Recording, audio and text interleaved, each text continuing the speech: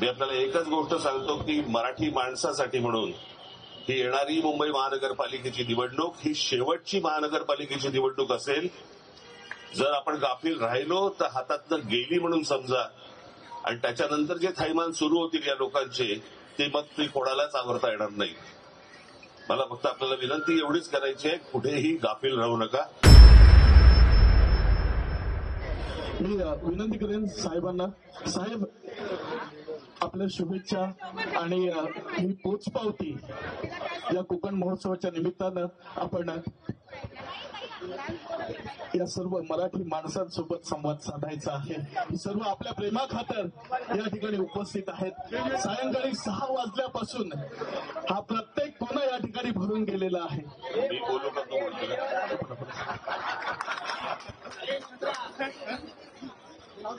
बाहेर जमलेल्या सर्व मराठी बांधवांनो, भगिनींनो आणि मातांनो,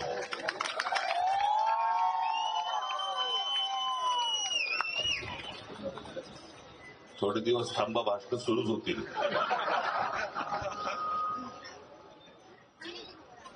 पण आज मला असं वाटतं कितवं वर्ष तुझे 11 वर्ष आज हा कोकण महोत्सव इथे साजरा होतोय आणि आपण देखील आपला सर्वांचा उत्साह आणि आशीर्वाद अशा सर्व महोत्सवांना लाभतो आहे.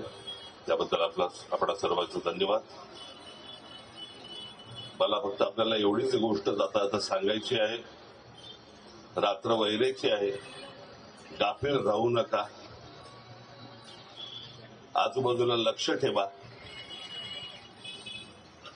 ज्या प्रकारचं आता राजकारण सुरू आहे आणि मुंबईवरती ज्या प्रकारचा डोळा आहे, ज्या प्रकारचं राजकारण आता ज्या प्रकारे हे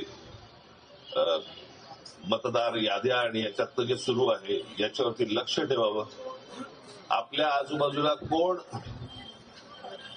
मतदार खरे आहेत खोटे आहेत याच्यावर देखील तुमचं लक्ष असणं गरजेचं आहे, आवश्यक आहे.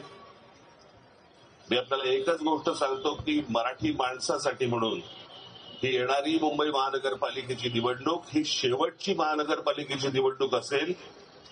जर आपण गाफील राहिलो तर हातातनं गेली म्हणून समजा आणि त्याच्यानंतर जे थैमान सुरू होतील या लोकांचे ते मग ते कोणालाच आवरता येणार नाही. मला फक्त आपल्याला विनंती एवढीच करायची आहे, कुठेही गाफील राहू नका. धन्यवाद. खूप खूप धन्यवाद साहेब.